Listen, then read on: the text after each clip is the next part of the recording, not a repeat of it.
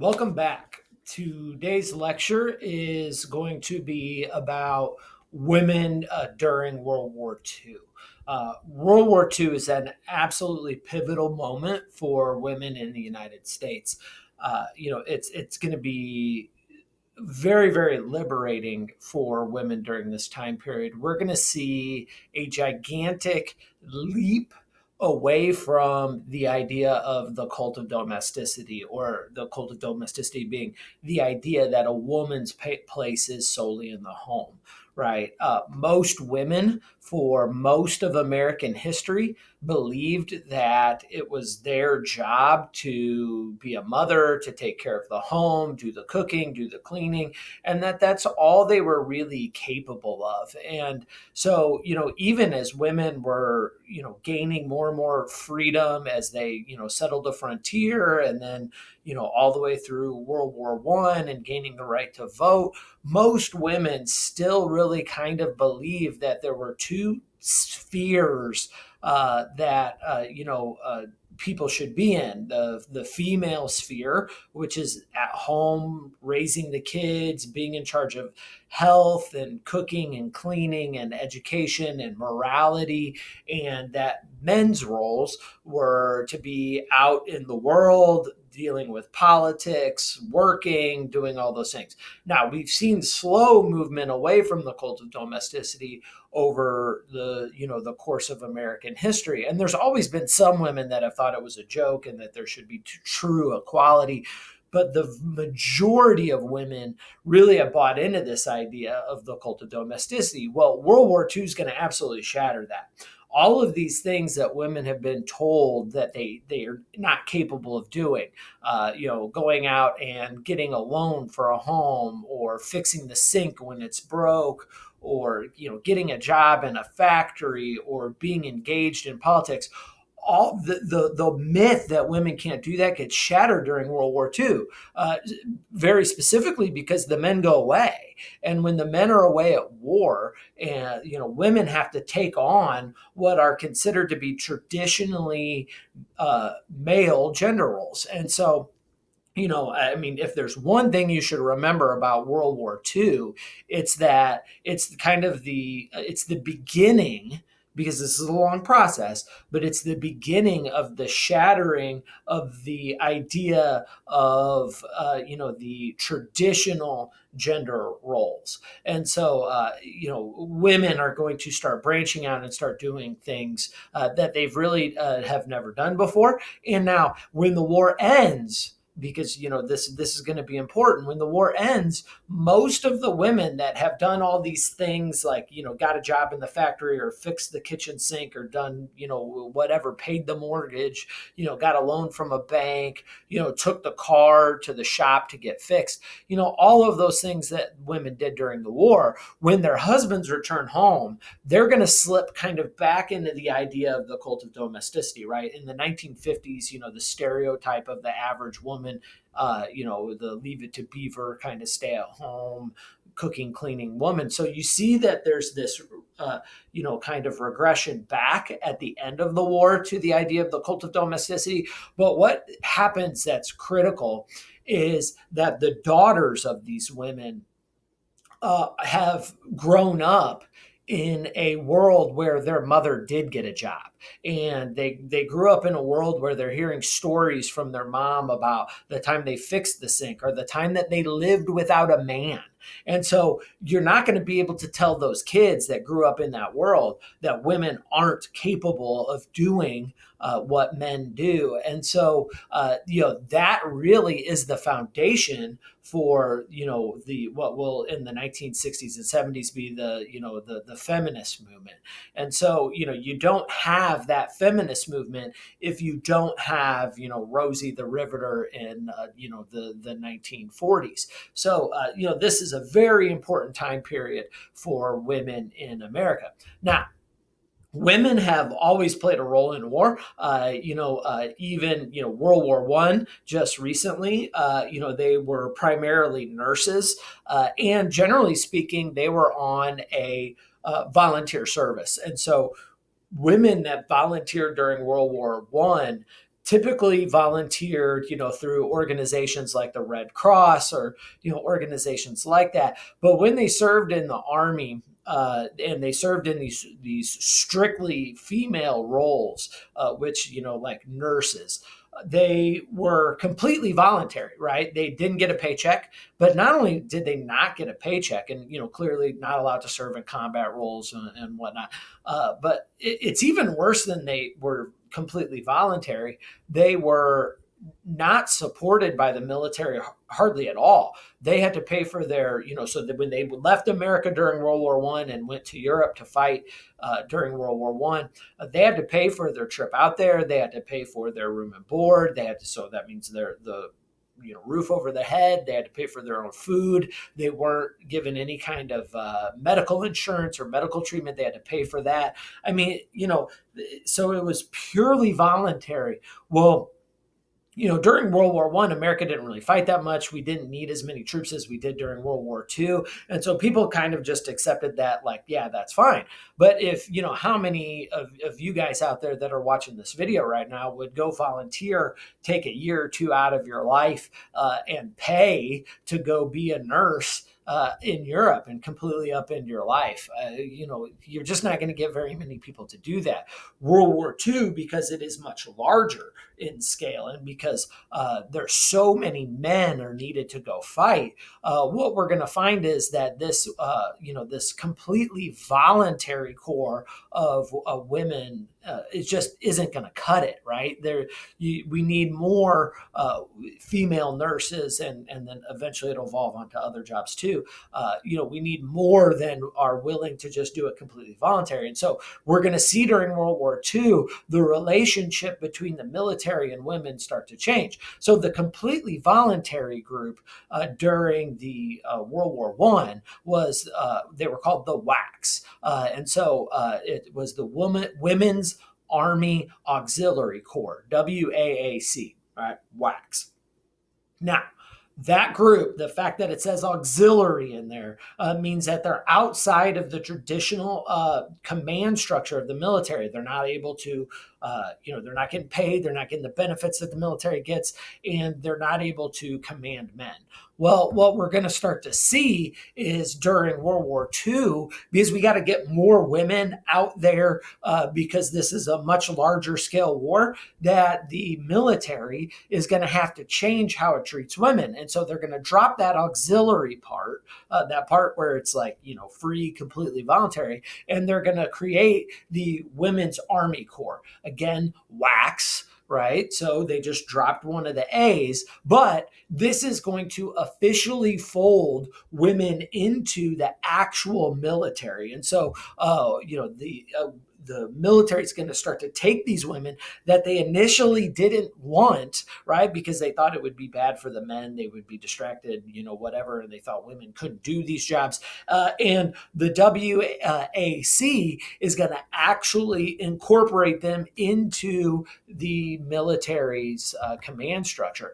This is going to happen because of General Marshall. General Marshall is the Army Chief of Staff. So he's like the head guy in charge of the military, making sure, all the branches are cooperating, running together.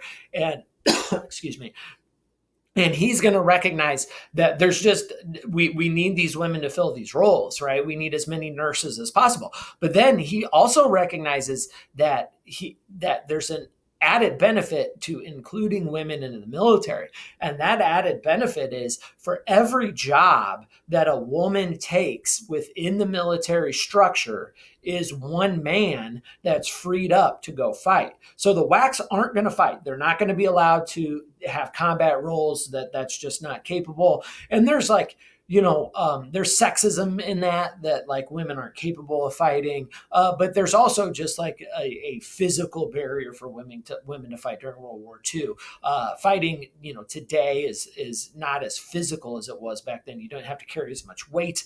You didn't have to, march as far. You don't have to march as far today. And so, there are physical strength differences between most women, not all women, but most women and most men. And so it just really wasn't as practical for women to fight back then as well. So it was a sexist and a practicality thing. But either way, every time a woman would get brought in to take a nursing spot from a man, that man can then be trained to go out and fight. And that's one more soldier to go fight. And so what Marshall realizes very quickly is, well, there's other non-combat roles that we can get women to fill. And if the women fill that job, that's one more man to go fight Hitler or to go fight, the Japanese or whatever. And so women start to get jobs as cryptographers, like code makers, mechanics, aircraft warning stations, all, secretaries, all kinds of, janitors, all kinds of different non-combat roles, cooks, all these type of things that women can fill those jobs and those men can then go fight. What's really important about this and important today about this is that a lot of these jobs were considered traditionally male gender roles. And so, women were told, well, you can't be a mechanic, right? I mean, that's a physical, labor intensive job that, that's for men and women aren't capable of that. Well, what World War II does, it necessitates the need for women to at least attempt these roles. And so now all of a sudden, it's like, the military doesn't just wake up one day and say, let's treat women equally. They say, holy crap, we need men. And we think men make the best mechanics and women are probably going to suck at it. But we need that man so desperately to go fight that we'll just give this woman a shot and at least she's better than nothing. Well, and then an interesting thing happens. Once that woman is given a job as a mechanic or a cryptographer or, operating radar stations or whatever job it is, guess what? She excels. And when she excels at that job, all of a sudden, this myth of the cult of domesticity that women aren't capable of doing these types of jobs is going to get shattered. And so, it changes females' expectations of themselves, right? All of a sudden, they start to realize that they're capable of more than they thought they were. But also, it changes society's expectations of what a woman is capable of. And so, it's important because it helps us fight this war that women are taking these jobs. But societally, it's also very important because it changes the way women think about themselves and it changes the way that society thinks about women. These women are not like women today, right? My sister, my girlfriend, they were raised in houses where their mothers and fathers told them that they can do whatever they want, right? The women that are taking these jobs were not raised that way. They were very specifically told there are some jobs for them and there are other jobs for men. And so what's the difference between now and then? Well, World War II. Right? World War II starts to change the conversation that women have with themselves, that families have with their daughters, and that society has with women in general. Right. So the Army has the WWIIs. The Navy is going to have, get this, the waves, right? The women accepted for volunteer emergency services. I think, pretty much, sums it up that the, their same thing as what the Army had, except this is for the Navy. We know it's the Navy because they came up with, waves as the name for the organization. And the waves are going to include women, enlisted women, and officers as well. So it's not going to be, completely outside of the military command structure. They're going to be able to have the same rank and pay as men, which is, a huge step forward. Now, initially, the waves are going to be restricted to only serving within the United States. And so that, all members of the Navy aren't on boats all the time or ships or whatever you call them. I couldn't tell you. But they're on bases, they're in harbors in the United States, they're in office buildings in the United States. And so originally this job was just for those positions. They're hesitant to put women on boats because they believe that men won't be able to control themselves in close quarters with women.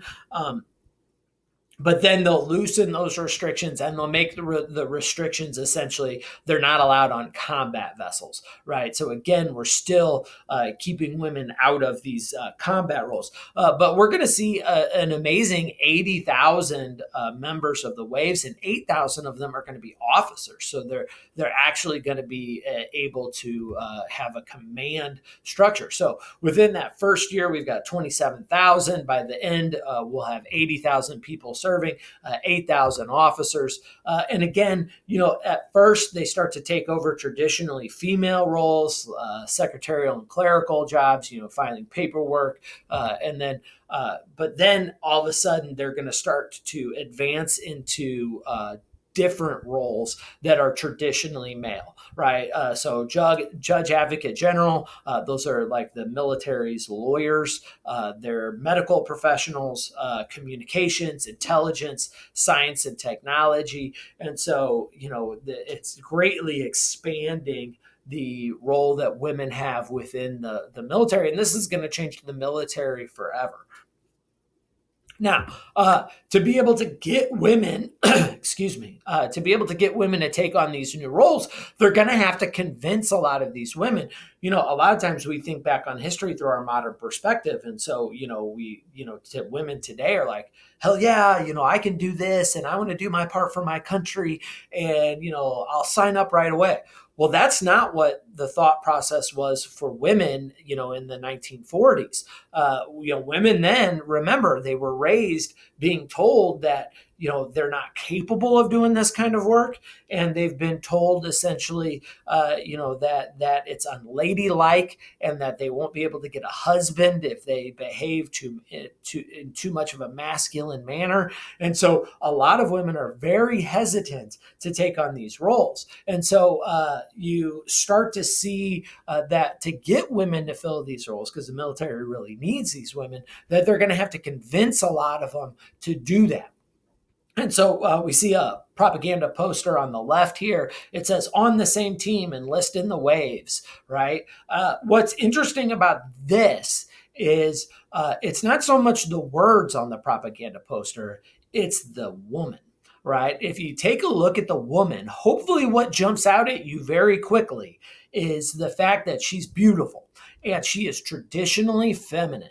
And that's important because women, when they're taking on these new roles in society, they do not want to lose their femininity, right? They don't. They're afraid of becoming too masculine. And so because of the cult of domesticity, these women have been brought up to believe that like who they are is very dependent upon their image, right? And being, pretty and being appealing to a man, and they don't want to lose that, right? And now I'm not making aspersions on that kind of thing, right? I think it's important for everybody that they feel that they're, I guess I'm going to use attractive for lack of a better word, but today you try and do that in a healthy, balanced kind of way. In the 1940s, it was much more important for women. Their image and their femininity was much more important to them. And so what we see in the picture of the woman on the left side of the screen here, and I hope I'm not messing up the mirror image, but the on the same team poster, what we see is that she's traditionally beautiful. She didn't have to get her hair cut like the men. That's made pretty clear. She has a similar uniform, but a much more femininely cut uniform. She's allowed to wear makeup, and she still is, very classically beautiful. And so the unspoken message in this propaganda poster is that you can maintain your femininity and still serve your country. Now, on the other poster on my right here, we've got the woman hugging the sailor, and then the poster is bring him home sooner, join the waves, and this is appealing to women emotionally, right? It's still a beautiful woman, right? But the idea is if you miss and it says him very specifically, it doesn't say your husband, whatever. But if you're missing the man in your life, whether it's your father, your brother, your boyfriend, your husband, whatever, if you're missing him, then you need to do everything you can to help us win this war, because the more help we get, the sooner the war's over, the sooner he comes home, right? And so it's playing on those emotions that, don't sit around and complain about the loss of your loved one. Go out and do something to contribute to the war effort to get him home quicker, right? And so, these kind of attempts at propaganda are going to be very effective among women. They're going to see this. They're going to recognize that they have to do their part. They're going to now be given a good reason to kind of violate the tenets of the cult of domesticity, and they'll end up joining the military to do that. Now, women's contributions aren't just in the military. As a matter of fact, women's greatest contribution is going to be to the workforce. Same concept, right? Women have been told, because of the cult of domesticity, that their sphere of influence is the home and not business or work or factories or anything like that. And so, again, we're going to have a huge shift in what women believe that they're capable of and what society is accepting of when it comes towards women. And so we're going to see the greatest increase of women in the workforce, in history up until this point, and much more women are going to start to join the workforce. By 1944, we're going to have over 19 million women join the workforce, and what is significant about that number, women have really always been working in America. That's been the case, right? So you've had women in textile mills at the very beginning of industrialization that have joined the workforce, and even before that, women created homespun clothing. There's always been kind of on the lower socioeconomic status women that have been going to work, and so that's always happened. But almost always the women that went out and worked outside of the home, right? So the women in the Lowell textile mills in New England, those women were almost exclusively unmarried women, right? That's where you get the term spinster, that older, unmarried woman. She's a spinster because she's spinning, cloth. And so what's significant about this 19 million number is a lot of those are married women. And so by 1944, we're getting to the point where 1/4 of all married women are in the workforce. And that's huge, because it's going to change society again, and it's going to say to women that you can have a home and you can work. That's going to do a couple of things. Part of the reason why the economy booms after the war in the 1950s, and normally we see a recession or depression after a war, is it's the first time that all of a sudden now households have two incomes, right? The soldier has got his income that he's not spending because he's in Europe fighting, and now the wife had an income too for at least the duration of the war, and so there's all this extra money to spend. And so all of a sudden now the standard of living in the United States is going to increase because of these dual income homes. The other thing that really starts to change is daycare, right? Daycare for most of American history was viewed as what women did that were bad mothers, right? Now, if you were rich, you had a nanny and you had help, but that was in-home help, and people kind of ignored that. But if you sent your kid to some sort of childcare through most of history, it was a signal to the rest of society that you were a bad mother. Well, interestingly enough, World War II makes daycare a necessity. And so it's, look, I'm not sending my kid to daycare because I'm a bad mother. I'm sending my kid to daycare because I'm a patriotic wife. I want my husband home quicker and I want to support the war effort. So I went out and got a job. And, when I did that, if grandma and grandpa weren't available to take care of the kid, I had to do something with the kid, which meant daycare. And so it starts to normalize daycare in the United States, which after the war is going to mean, more dual income households, which equals more money for the family, which equals more purchasing power, which equals higher standard of living, which equals less people in poverty. And so, this acceptance of daycare is one of those like unforeseen consequences of World War II.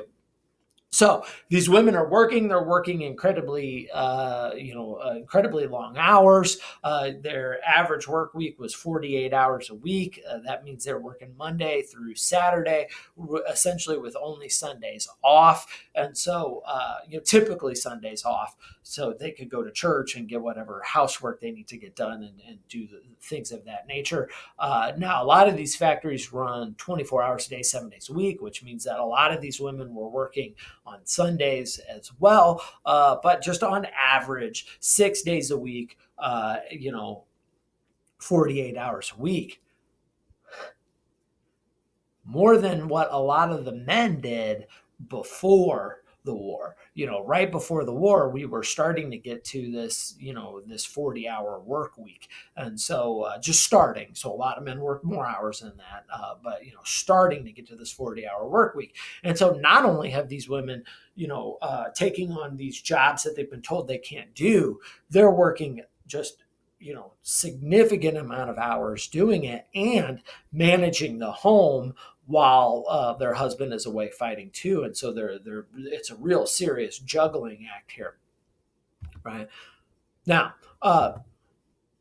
before we move on, make sure I covered everything. Yeah. So, women are taking on these larger roles. They're working in jobs they've typically never worked before. They're typically, a lot of them are going to be skilled labor. So not only are they, working, but they're working jobs that pay decently, and all of that is going to have a significant impact on the economy later. And the biggest thing, and I've said it a bunch during this lecture, and I'm going to continue to say it, is that these women are shattering the expectations, right? They're moving away from the cult of domesticity. This is going to be the most productive industrial time in American history, and so we're producing more than we had ever produced before. And it's hard to tell a woman like you're not capable of doing this kind of work when not only are you actually doing it, but you are presiding over the most productive time, in American history up until that point. And so, it's a huge accomplishment. Now, again, just like with the military, we're going to see that many of these women are, kind of resistant to the idea of joining the workforce. And that's because, again, of the cult of domesticity. They're afraid that if they do a man's work, they'll lose their femininity. They'll become butch and masculine. No man will want them. And so there are women that resist this. There's actually some women out there that believe if they do a man's job, it might turn them into a lesbian. Now, today, we recognize that that's absolutely ridiculous. It doesn't work that way, right? But in the 1940s, they didn't know that, and that's what some women had that fear, and so they're like, I don't want to do that. I don't want to do that. And so what we're going to have to see is just like with the military, we're going to have to see a propaganda campaign attempt to get women into the workforce. And that will end up being the Rosie the Riveter campaign. Now, the Rosie the Riveter campaign, the first thing you have to understand, this is the most successful propaganda campaign in American history. It is a wild success, right? This is what's going to get those 19 million women into the workforce, even though some of them were already in the workforce. The so what's the history of Rosie the Riveter? Well, initially the term Rosie the Riveter came from a folk song, and about about a woman in the workforce, but it will later get popularized by Norman Mailer, and then by just the United States propaganda machine. So, what does Rosie the Riveter mean? Well, Rosie the Riveter is just a generic term for any woman who worked, right? And so it could be an actual riveter, people putting like the bolts in metal. It could be a woman working in the aviation industry. And that's where most women are going to be working. They're going to be building planes. I shouldn't say most women are working. That's going to be the part of the economy that women have the most impact in. So, they're going to be about in the aviation industry. There's going to be about 310,000 women working in the aviation industry. So clearly, there's more women working other places, but that 310,000 will end up being 65% of the aviation industry. So all these planes, the American Air Force becomes like the greatest Air Force, in the world during World War II. Well, all those planes that those pilots are flying, thank you, women. They're the ones that built those planes. They're also going to have a significant impact in the munitions industry. So they're going to be the ones making the bullets, making the artillery shells, making the bombs. But any woman who was in the workforce, not just the aviation or munitions industry, ends up being, nicknamed Rosie the Riveter. So that includes operating cranes, testing machine guns, which, like, give me that job. That's got to be like the best job ever. Welding, working drill presses, testing plane parts, and then all the traditional stuff as well. Secretaries, potentially even, clerical work, but even like janitors. That's not so much traditionally female dominated roles. And so any of these women that work end up becoming known as Rosie the Riveter. And so the first Rosie the Riveter campaign, I said Norman Mailer earlier. I'm going to go. I wish I knew how to edit these videos instead of just recording them nonstop. It's Norman Rockwell. Norman Rockwell is the first. The first person to put an image to Rosie the Riveter. I apologize for that. So Rosie the Riveter is first image is going to be the Norman Rockwell painting that ends up being on the cover of Post magazine, and is kind of designed specifically to get women into the workforce. This image of Rosie the Riveter, it actually backfires. And it backfires for several reasons, but I think they're pretty obvious. Today, I think we would look at this, this image and really probably not think much about it, right? Strong is the new sexy kind of situation. But, remember the cult of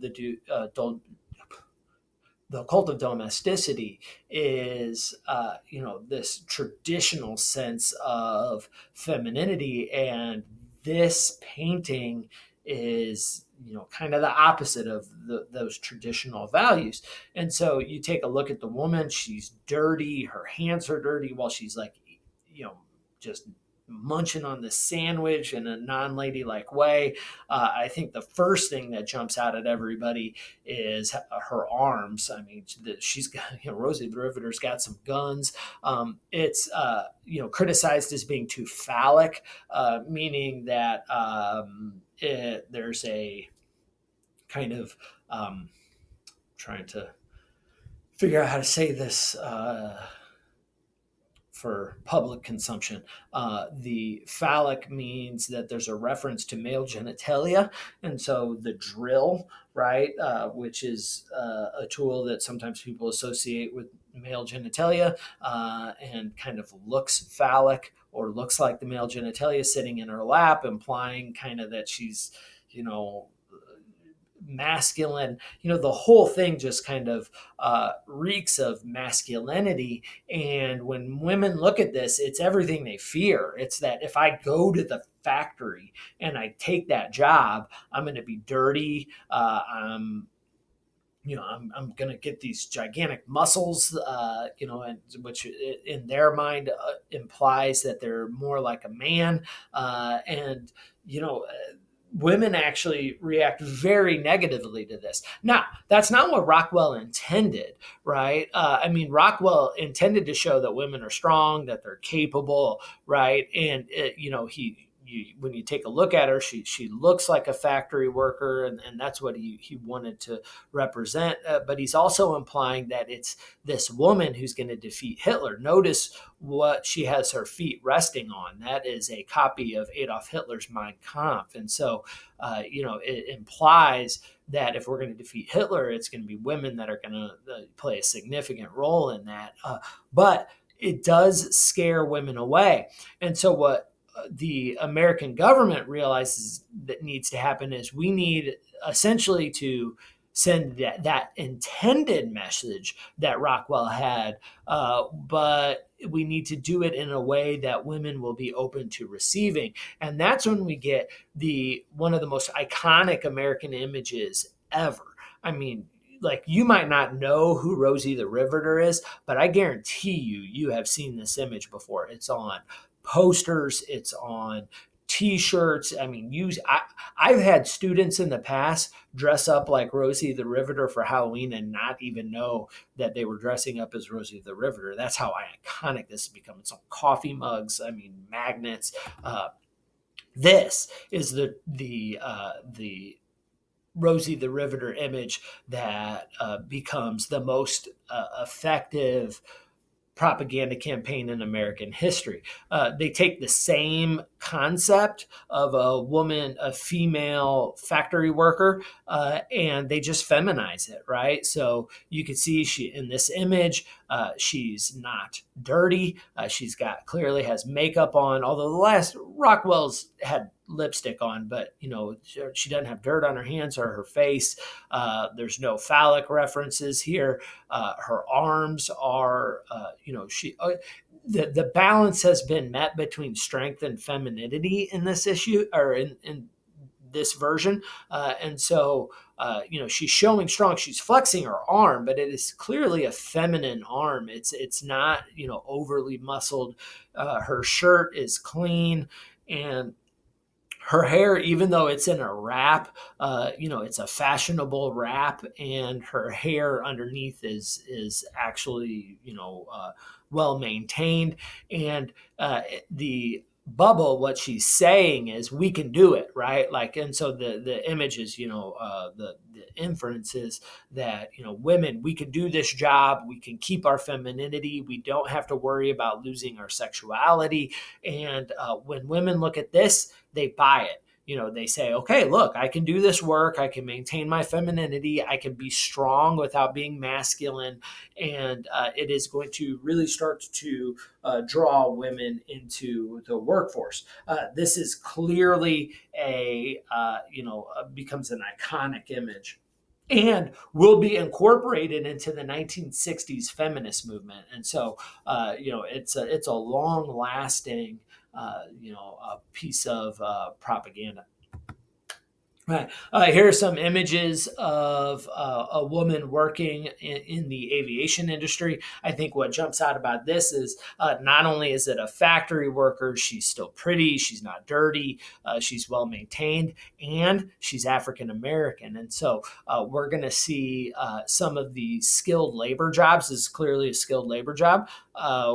Going to not just women, but women minorities. And so, World War I was a great opportunity for African Americans. World War II is as well. During World War I, we spent much more time during those lectures talking about, the economic impact of World War I on African Americans, because they were the group that benefited the most.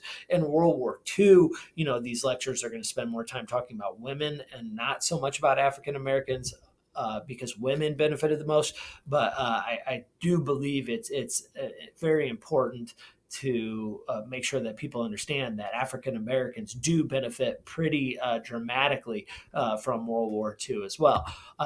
This image is of a woman actually again working in the aviation industry, and so again, same kind of image. Look at her; she's well put together.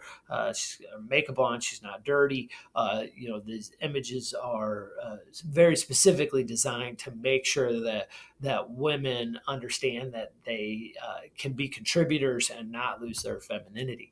And it's not just in your factories that women are going to be playing a more of a role. We're also going to see in the sciences as well. We're going to see women becoming employed within the scientific industry.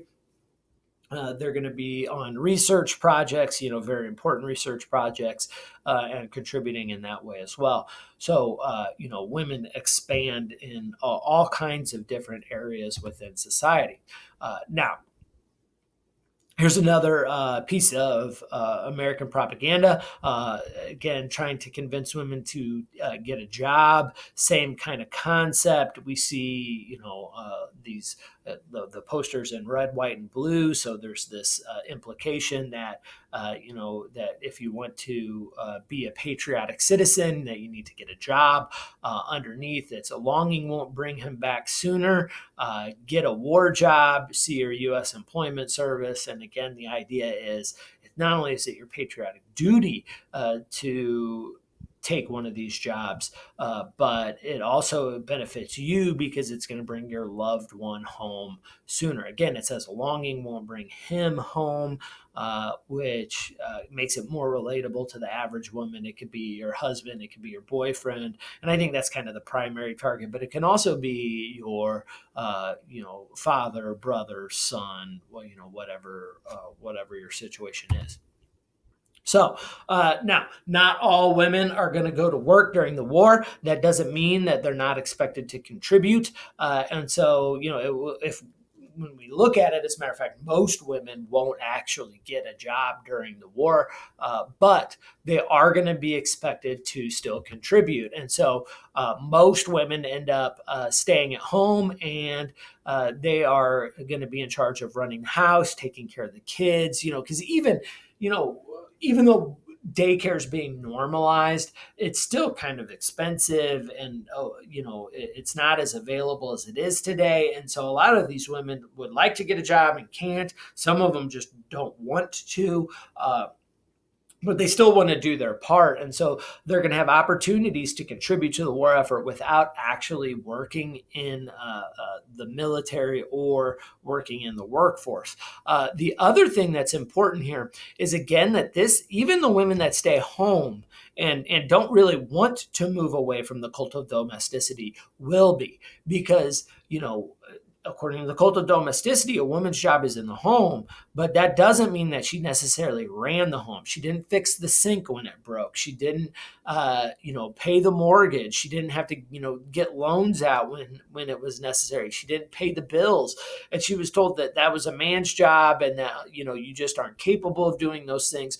Well, when the husband leaves, the woman's going to have to do that. And so, today we think maybe that's not a huge shift, but it really is. It's this idea, because here's what it does. It allows these women to understand that they can survive without a man. There are women in all kinds of bad situations all across the United States. Now, most of them are in relationships that are good, healthy relationships, but some of them are trapped in some really seriously bad situations, right? Abusive husbands, alcoholic husbands, whatever. And, a lot of the reason why they don't leave in the 1940s is, a couple of major reasons. One, divorce is socially frowned upon. There's a stigma to it. But the other is they don't believe that they can survive without him. And so, staying in this abusive relationship is better than not surviving without him. And so women start to realize that they can live and without a man. And that's going to be very important later for these women that need to be able to escape their current situation. And so this is socially very important as well. So, one of the ways that these women are going to be asked to contribute is to manage their home, but to manage it using fewer resources that are necessary for the war effort. So, they're asked to limit the amount of sugar that they use, the amount of rubber products that they buy, the silk that they use. All silk is being used for all kinds of different things throughout the war effort. Mosquito nettings, nylons are being used in like parachutes and things like that. And so all of those resources are needed for the war effort. And so women are being told to manage their homes differently and to conserve as much as possible. And so again, this leads to a greater sense of self-sufficiency. And another thing that this does, the conservation effort that's going to have social impact, is that these women are going to get together in groups to discuss, the best way to conserve and, to actually go on scrap drives for extra rubber or, metals that can be used for the war effort. Now, most of these scrap drives actually don't, the metals that they get used to actually don't get used for the war effort because it's complicated. But either way, it's organizing women.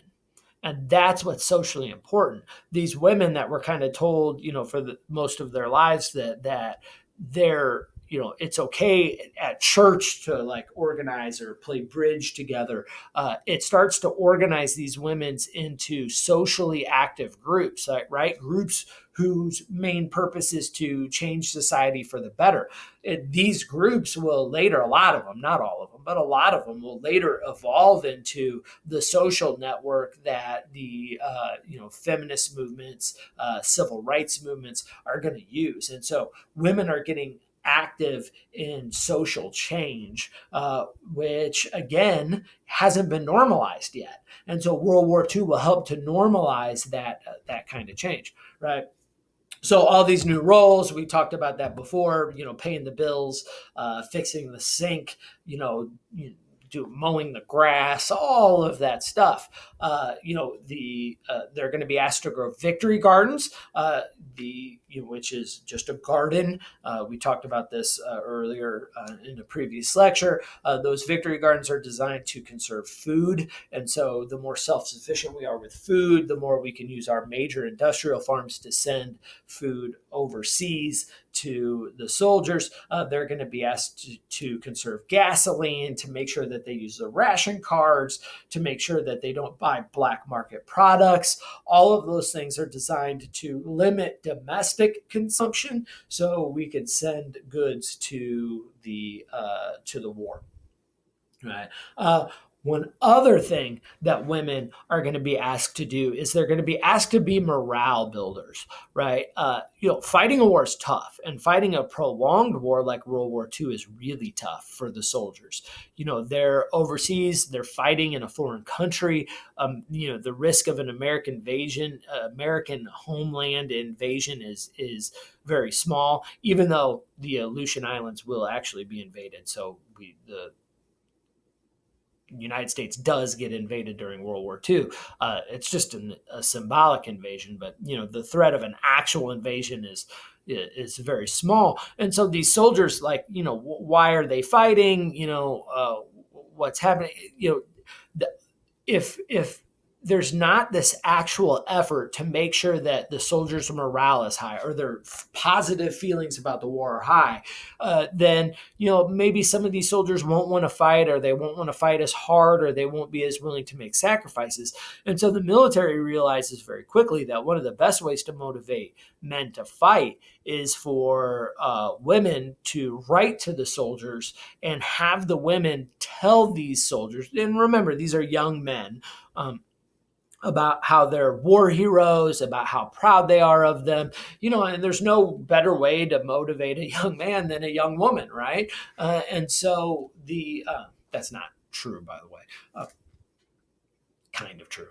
But either way, the military is going to ask these women, hey, we need you to cheer on your boyfriends, your husbands, your fathers, your sons, and to make sure that they understand that you value their contribution to the war effort, that you think they're a hero, and that will make them feel better about what they're doing, which will make them want to fight harder and longer than maybe otherwise. Now, these letters are very specifically supposed to be positive and upbeat, and to make sure that they're not complaining about the sacrifices that the women are having to make at home, because that might have an opposite effect. And so it really is all about being a cheerleader. The women are going to be asked to write as often as possible, and essentially flood these soldiers with these cheerful messages. Right now, an interesting thing happens as women start to write. They start writing in massive quantities, and so we start to have a problem. All these women, millions of women, are writing these really long handwritten letters, and then you know they have to be shipped overseas. And what becomes apparent very quickly is these letters are taking up too much space. Women take on this task of writing the male soldiers, and with gusto. And so, we're in a situation where America is trying to ship food and ammo and, trucks and tanks and, all this, planes and all these things that we're trying to ship them over to Europe. Well, all that takes up space. And these millions of letters are taking up way too much space. And so the Army comes up with a solution to this problem. And that solution will be VMail. So what you see on the my right side of the screen, I'm hoping it's your right too. Whatever, is an actual piece of form for VMail. And so VMail is essentially film, right? And so the idea is you fill out one of these cards, and then so you'll have to write. I'll show you in a second.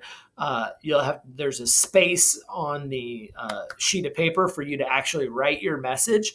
And then what happens is, instead of taking that piece of paper that takes up a ton of space, what they do is essentially, and I'm oversimplifying this, they take a picture of it, they put it on microfilm, and and then that way, on one roll of microfilm, you can literally get hundreds and thousands of letters that take up a space this big.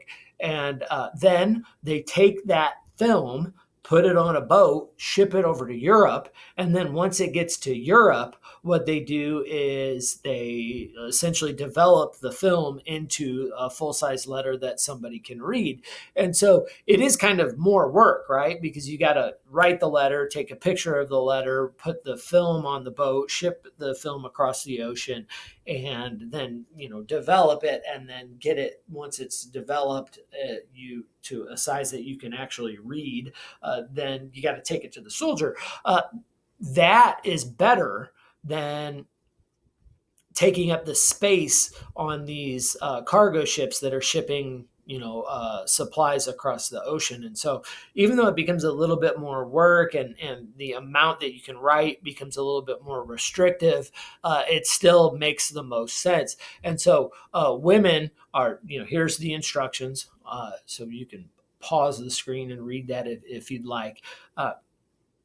But the women are given the instructions on the actual card, and then the space right there in the middle is where you would actually write your message.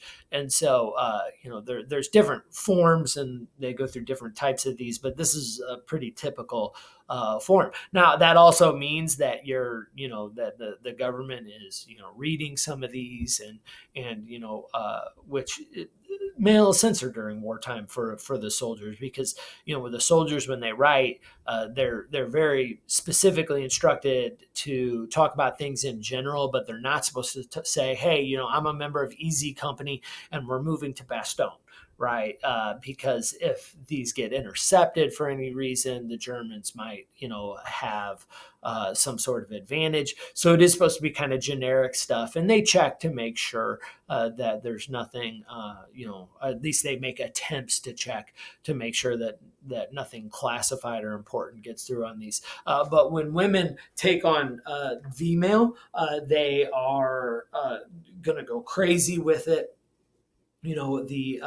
The film is a 16 millimeter film that can have about 18,000 letters on it. So, like, instead of having these gigantic bags of letters, you get one little roll of film. And in 1942, we're going to see, and these numbers are crazy here, right? So in 1942, we're going to see 35,000 letters a month. But by the time we get to 1943, it's going to be 12 million letters a month, right? There's just no way that the Navy can put all of those letters on a boat. The V-mail becomes absolutely necessary.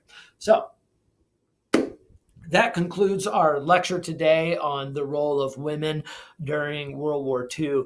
I hope you understand that a lot of times the history textbooks talk about women's contributions. They talk about scrap drives and victory gardens, and they definitely talk about women entering the workforce. I hope that throughout this lecture you've realized that, yes, all that is true, but it's much more impactful than what most people think, right? It's not that the women did these jobs, although these jobs are very important for the war effort. What impacts us today about women during World War II, it's a fundamental change in how women uh, believe in themselves and the way that society believes in women, right? No longer can you tell women that they can't do a factory job.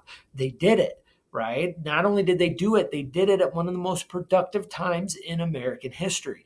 And so, it really changes a woman's sense of self-worth. And, there has to be societal recognition that women are capable of more than what they've been historically given.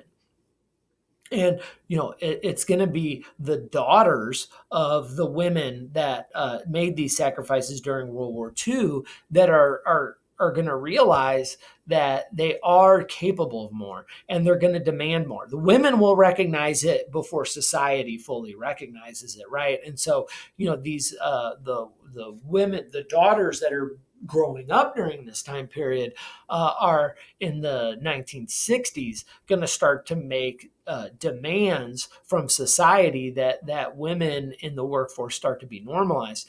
Now, here's an interesting thing, and I think a thing that's very important to keep in context. Women are during the 1940s increasingly picking up traditionally male gender roles. The opposite will not be true. And so I think this is the thing that in society we still see today, and we still hold on to today, is that women are out working in factories or in scientific research or whatever, but they are still expected to be the ones cooking and cleaning at home. And so men, a lot of these women, when the war ends, they're going to go back home. They're going to give up their jobs. These men are going to come back and they're going to take those jobs. But not all of them will. Some of them will stay in the workforce. And those that do stay in the workforce are going to be expected to do everything that they used to do, right? Cook, clean, laundry, all of that stuff, and work.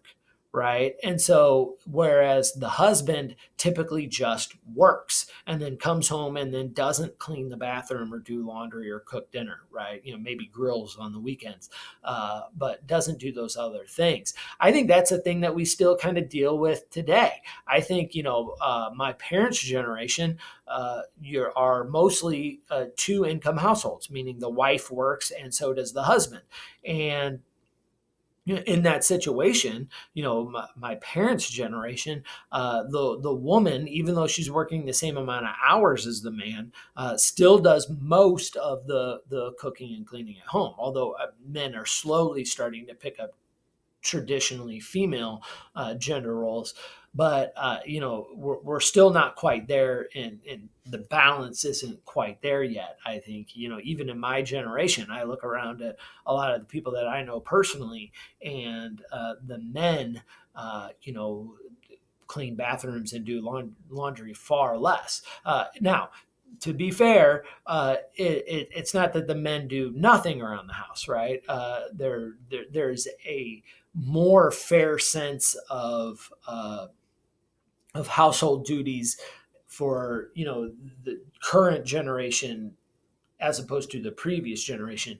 But there's still resistance to this idea of men picking up an equally fair share of traditionally female gender role things like cleaning the bathroom. I know a lot of households there is a fair distribution of labor. I know in some households, the wife and husband work, and the husband does the majority of the cooking and cleaning. And so we're seeing a movement towards balance. But in general, we're not absolutely there yet. I don't know if you know that's what's best for society or if it's not best for society. I don't know. That's a political thing, and I leave that up to you. But it is a thing that we're really trying to discover the answer to now. So the legacy of women and their role during World War II is still impactful even to this day. All right. Thank you very much. I hope you enjoy the rest of your day, and I will see you soon.